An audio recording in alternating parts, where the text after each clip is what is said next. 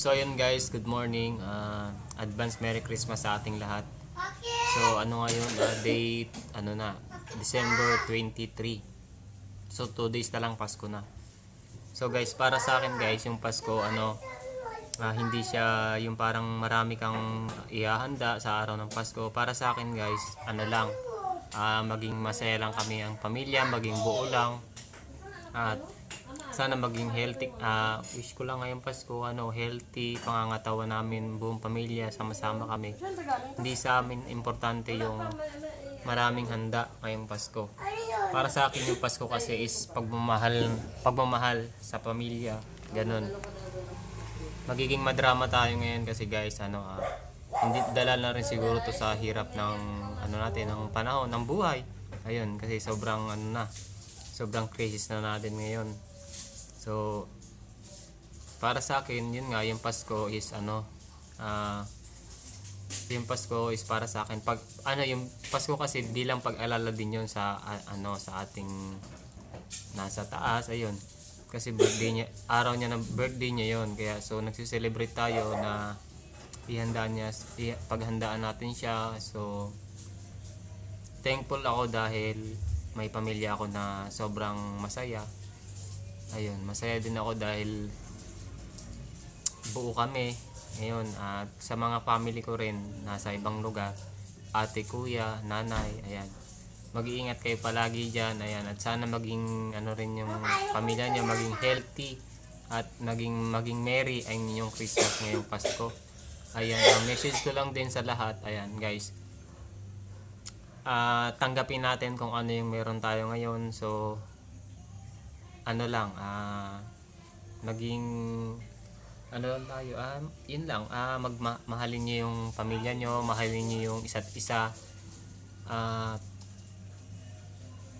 Baka sa mga susunod na Pasko, ayun, hindi naman siguro lagi tayo ganito.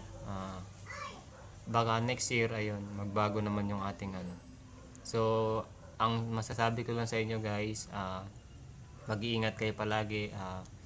Merry Christmas sa inyong lahat. Ayan, and Happy New Year. Ayan. Sabay-sabay nating harapin ang Pasko ng may busilak na puso, maging masaya, maging happy, at sabay-sabay natin salubungin yung pagpalit ng taon ngayon. So, pasalamat na lang tayo sa ngayong taon na to.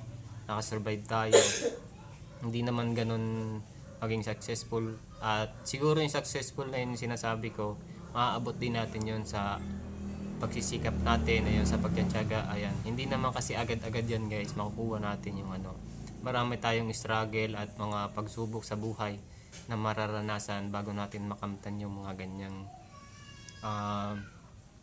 ganyang successful sa buhay. So yun lang, ang hiling ko lang talaga ngayong araw ng Pasko, maging masaya lang kami, buo yung pamilya. Ayan, at magpasalamat na lang din ako kasi andito kami ngayon, buo yung aming pamilya. Ayan. At Merry Christmas sa inyong lahat guys. Ayan. Huwag niyong kalimutan lagi humingi ng pasalamat. Ayan, sa taas. Ayan, araw-araw sa bawat pupuntahan natin guys. Ayan. At sa lahat ng mga nag-aano diyan guys, ingat kayo palagi, lahat kayo, lahat na. Ayan. Hiling ko yung ngayong Pasko maging masaya lang tayong lahat. Ayan, sabay-sabay natin salubungin ng Pasko. Ayan, kahit na marami tayong isang tabi mo natin yung mga problema natin guys. Ayan. So yun, ginawa ko tong video na to at least para masabi ko yung sa akin. So kung may makapanood man ito, sana kung pwede rin kayo mag-message through ayan, mag-message din kayo at i-post niyo sa mga natin, sa Facebook, sa YouTube, ayan, kahit man mga sa internet. Ayan. At sa akin lang, yun lang hiling ko, maging masaya, happy, at buong pamilya healthy. Ayan, yun lang guys. Thank you very much. At sa pag napanood nyo to guys, huwag kayong share nyo yung post ko na to. Ayan. At follow nyo na rin ako guys. Ayan, yung na tayo ngayon, sa Facebook account natin. So meron na tayong 6.4k followers. Ayan, salamat po sa mga follow at magsusubscribe. Ayan, at huwag nyo kakalimutan na ipagpasalamat natin lahat kung ano yung meron tayo ngayon.